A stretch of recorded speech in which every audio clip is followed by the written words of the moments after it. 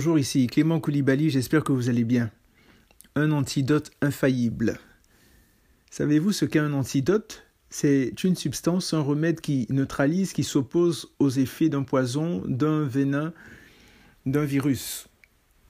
Malheureusement, nous sommes tous atteints à un certain degré par un poison dont on va parler tout à l'heure.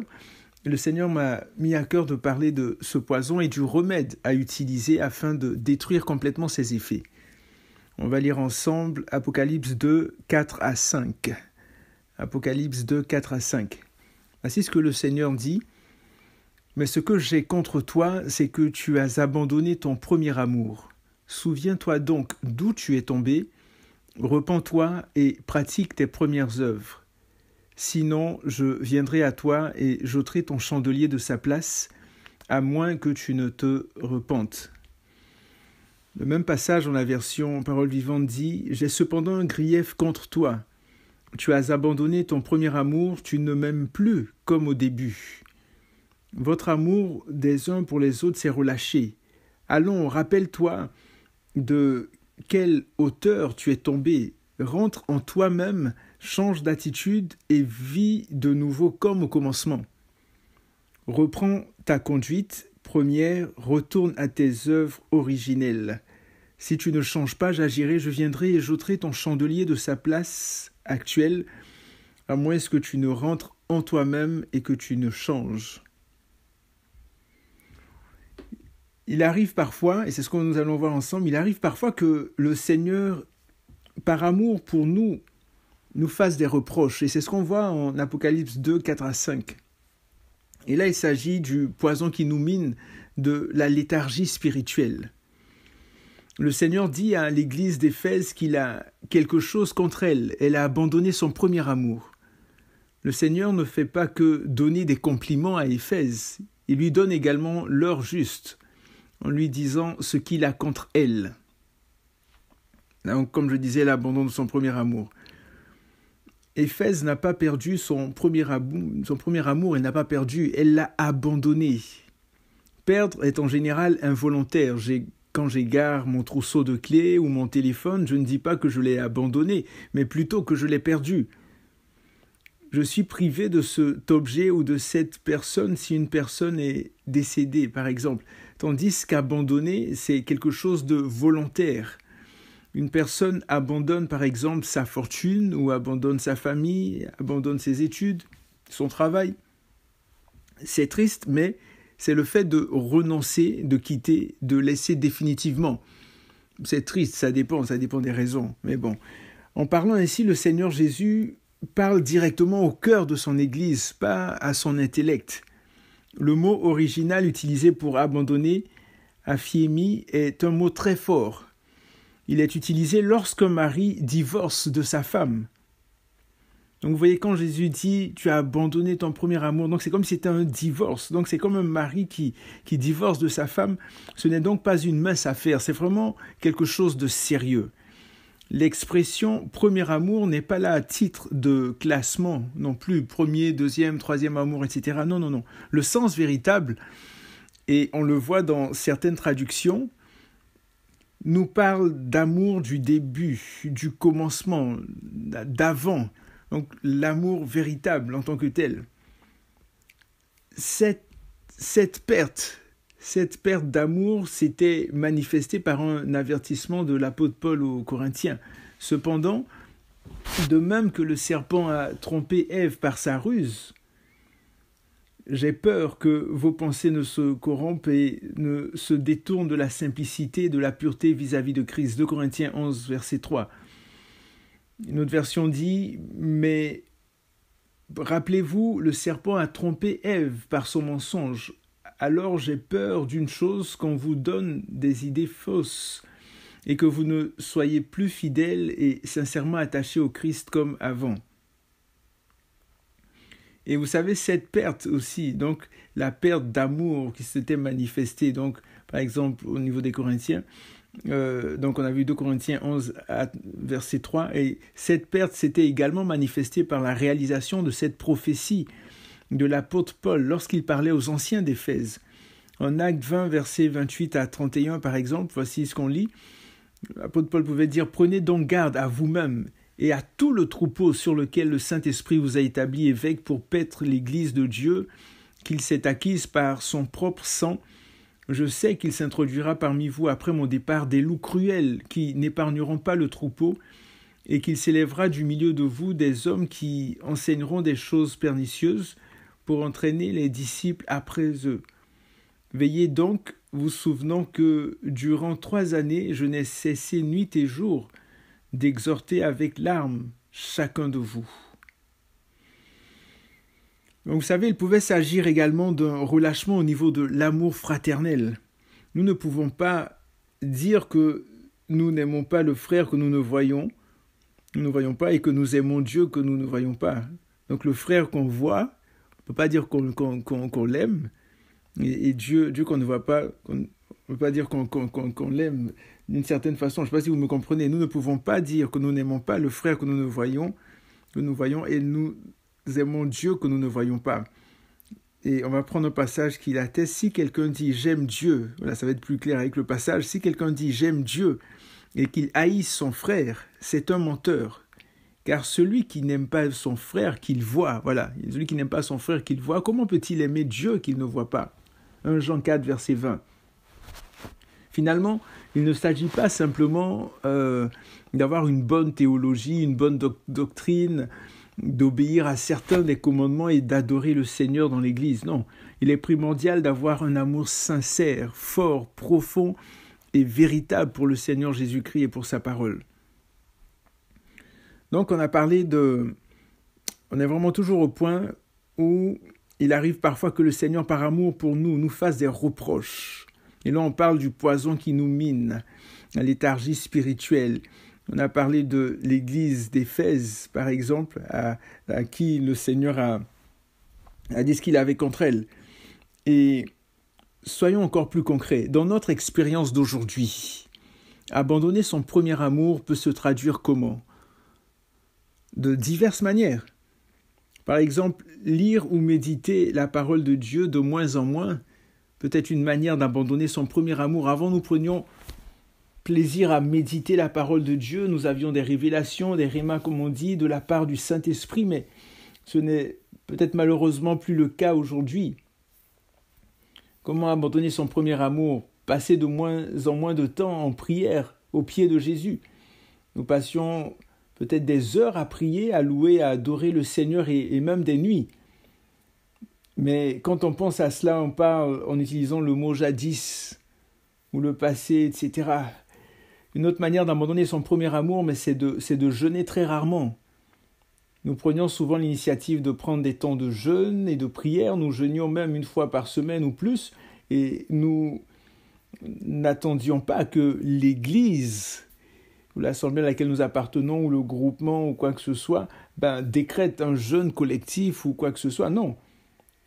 Nous prenions nous-mêmes l'initiative. Et maintenant, les seuls temps où nous jeûnons, c'est entre 22h ou minuit et 6h du matin. Vous êtes en train de dormir. Donc c'est un petit peu ça. Donc c'est une manière d'abandonner son premier amour. Une autre façon d'abandonner son premier amour, c'est de s'éloigner de ses frères et sœurs chrétiens. Nous étions très souvent avec des frères et sœurs en Christ, nous édifiant mutuellement, priant et jeûnant ensemble, nous encourageant les uns les autres. Mais maintenant, nous ne voulons pratiquement plus rien savoir d'eux. Nous les trouvons inintéressants, trop religieux, ce qui n'était absolument pas le cas avant. On coupe totalement, complètement la communion fraternelle. Et ce n'est pas quelque chose de bien, d'intéressant du tout, du tout. Dieu est communion, amour fraternel. C'est important de vivre la communion fraternelle. Dans cette communion fraternelle, il y a des choses qui peuvent nous blesser, qui peuvent nous attrister, mais le Seigneur se sert de tout cela pour justement nous façonner, pour nous faire grandir, pour nous faire avancer en lui, et afin de parvenir à la stature parfaite de Christ. Une autre façon concrètement aujourd'hui, d'abandonner son premier amour. Donc on a parlé du fait de moins lire la parole de Dieu, moins méditer, passer moins de temps au pied de Jésus, jeûner rarement, s'éloigner de la communion fraternelle de ses frères et sœurs. tolérer de plus en plus le péché aussi. Le fait de tolérer de plus en plus le péché. Nous commençons à dire peut-être des mensonges par-ci par-là, nous utilisons un langage qui ne nous était pas familier. On parle par exemple de péché mignon. Comment est-ce qu'un péché peut être mignon? Quelque chose qui est répugnant. Donc, et qui pourrait même nous amener en enfer, ça peut pas être mignon. Donc c'est important de faire attention. Donc une manière de tolérer le péché petit à petit, c'est une manière d'abandonner son premier amour. Une autre façon, c'est prendre plus de temps à écouter les choses du monde. Ce n'est pas péjoratif quand je parle de choses du monde, mais je veux dire les choses mondaines dans le sens où la musique mondaine par rapport à la louange et l'adoration, des choses qui n'édifient pas notre âme en fait, des choses qui ne nous amènent pas à être en contact, en communion avec le Seigneur, tandis que en Colossiens 3, il est dit « Affectionnez-vous aux choses d'en haut, pensez aux choses d'en haut ». Et par rapport au fait de tolérer le péché, il y a quelqu'un qui pouvait dire quand tu pries, tu ne pêches pas, quand tu pêches, tu ne pries pas. Donc il y a un lien important vraiment de veiller. Une autre façon d'abandonner son premier amour, c'est aussi d'être de moins en moins sensible à la voix du Saint-Esprit. Avant, nous avions peut-être régulièrement des rêves, des visions, des impulsions du Saint-Esprit, et nous marchions par l'Esprit, voyant que ce qu'il nous disait se réalisait, arrivant à discerner clairement certaines choses. Mais ce n'est malheureusement plus le cas aujourd'hui. C'est une façon d'avoir abandonné son premier amour. Et un dernier point, c'est être plus enclin à désobéir aux instructions du Seigneur. Nous commençons à appeler le bien mal et le mal bien, et nous rentrons dans des discussions creuses, stériles et futiles. Donc, il est vraiment important d'être conscient de toutes ces choses-là. Il y a certainement plein d'autres exemples aussi. Et donc, pour l'instant, je vais m'arrêter à ça pour ces exemples-là d'abandonner le premier amour, des exemples concrets dans la vie de tous les jours. Vous savez, notre amour pour Dieu devrait plutôt être comment? Il devrait plutôt être inaltérable. Inaltérable, et qu'est-ce que j'entends par là? Quand on lit Éphésiens 6, 24, c'est ce qui est dit, que la grâce soit avec vous tous ceux qui aiment notre Seigneur Jésus d'un amour inaltérable. Que la grâce, soit avec tous ceux qui aiment notre Seigneur Jésus-Christ d'un amour inaltérable. C'est-à-dire un amour que rien ne peut corrompre, qui ne meurt pas, un amour impérissable. C'est ainsi que notre amour devrait être pour le Seigneur. Notre amour pour le Seigneur devrait être prioritaire. Celui qui aime son père ou sa mère plus que moi n'est pas digne de moi. Et celui qui aime son fils ou sa fille plus que moi n'est pas digne de moi. Ce sont les paroles du Seigneur Jésus en Matthieu 10, verset 37.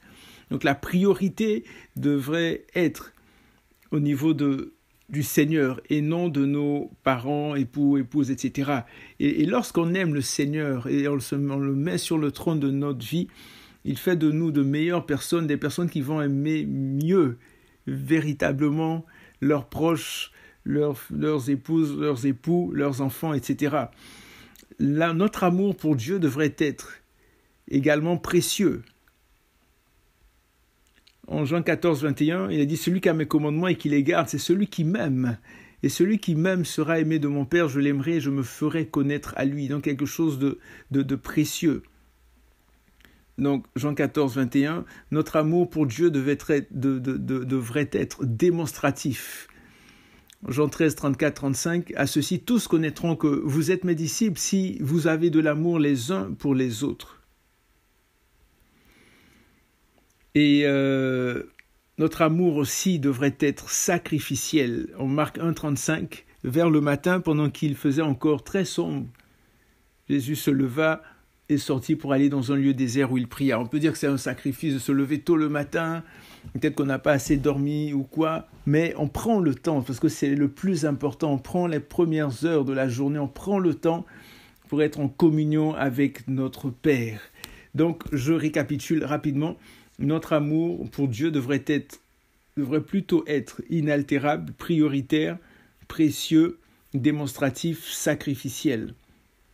Donc là, nous avons parlé du fait qu'il arrive parfois que le Seigneur, par amour pour nous fasse des reproches. Donc on a vu Apocalypse 2:4 et on a vu que c'est un poison qui mine, donc une léthargie spirituelle.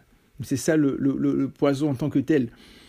Et ensuite, le Seigneur nous donne, maintenant on va voir la deuxième grande partie, le Seigneur nous donne la solution pour nous en sortir, mais parfois avec des mises en garde. Et ça, on le voit en Apocalypse 2, verset 5. Donc, des mises en garde. Donc, c'est l'antidote à la léthargie, à l'apathie, à la mort spirituelle. Donc, on va voir des mises en garde. C'est par exemple lorsque le Seigneur dit « Souviens-toi donc d'où tu es tombé, repens-toi et pratique tes premières œuvres. » Donc là, le Seigneur donne une solution. Il dit « Sinon, je viendrai à toi et j'ôterai ton chandelier de sa place, à moins que tu ne te repentes. » Je ne veux pas ôter le chandelier de sa place.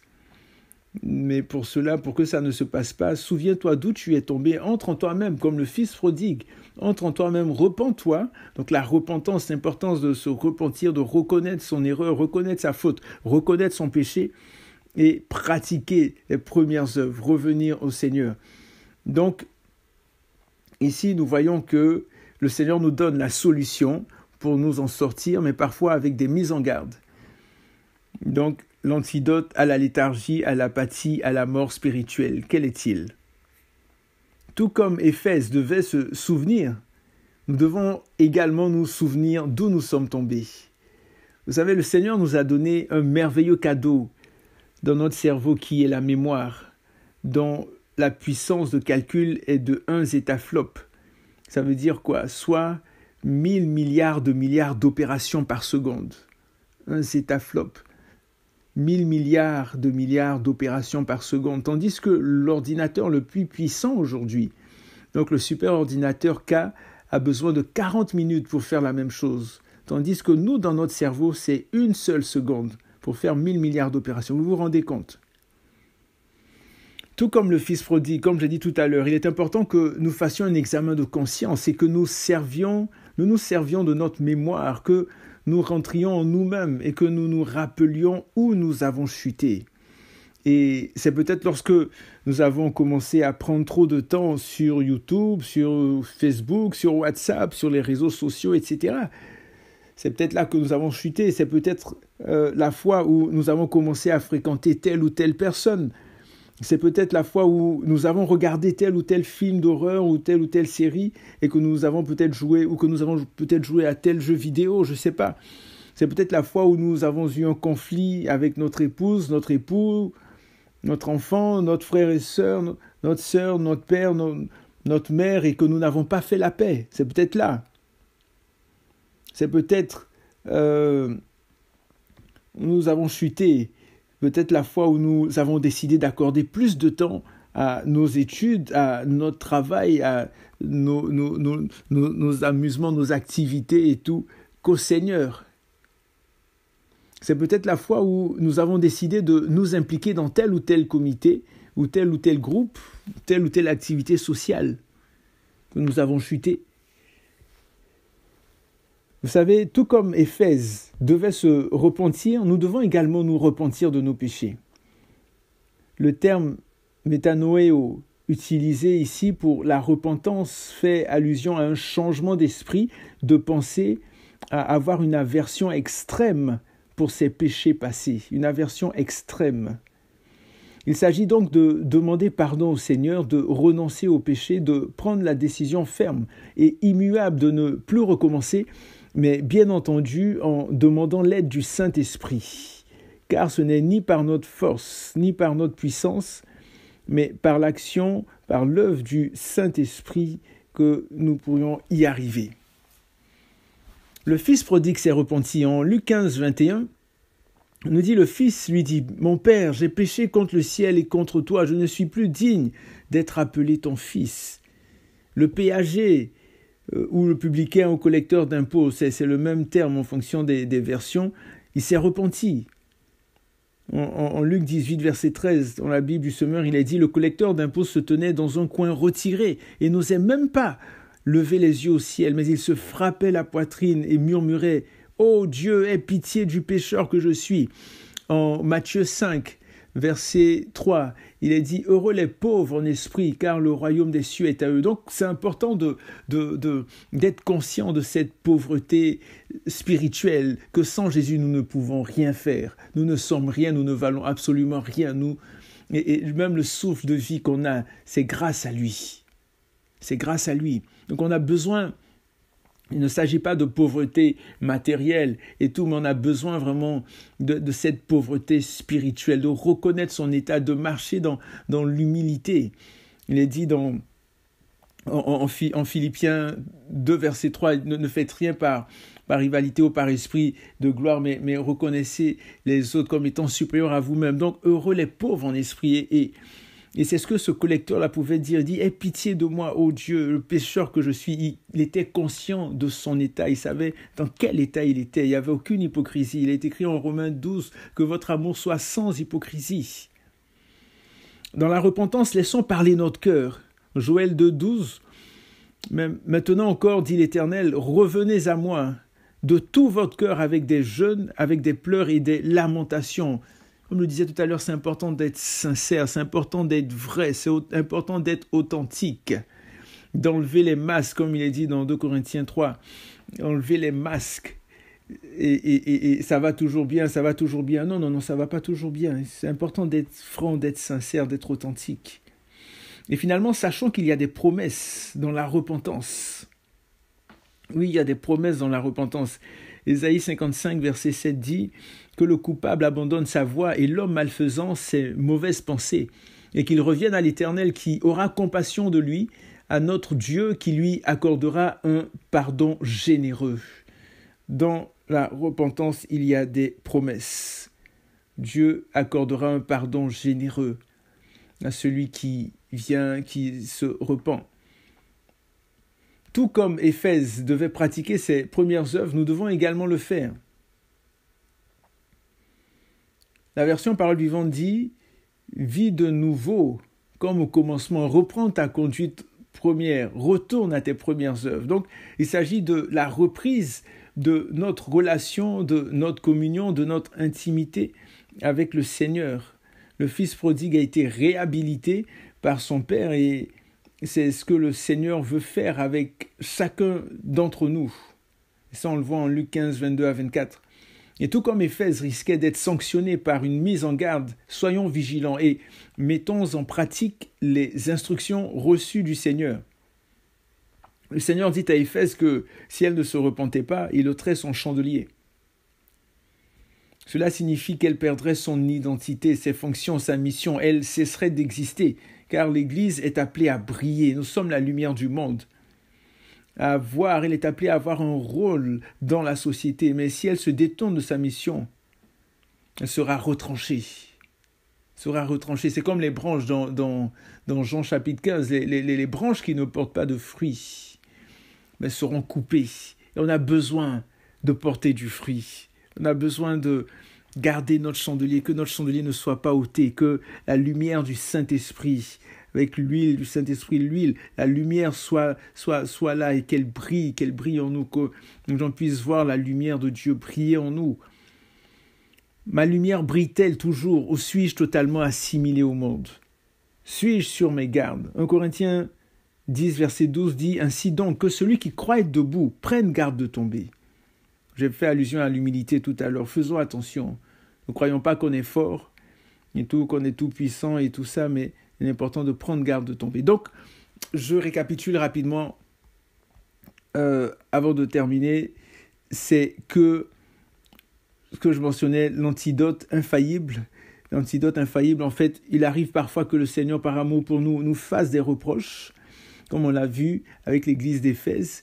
Donc, le poison qui nous mine, bien souvent, c'est la léthargie spirituelle. Et il est important de sortir de cette léthargie spirituelle-là. Et que fait le Seigneur? Le Seigneur nous donne la solution pour nous en sortir, mais parfois avec des mises en garde. Et nous avons vu les différentes solutions que le Seigneur nous donnait et comment faire pour revenir à lui et puis marcher dans ses voies.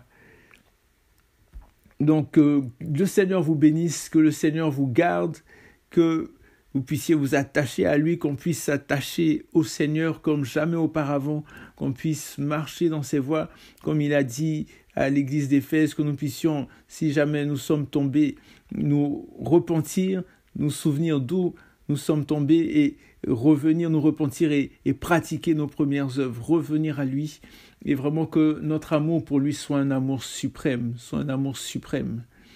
Donc, si à quoi que ce soit, si jamais vous voulez échanger, je mets mes coordonnées dans la description.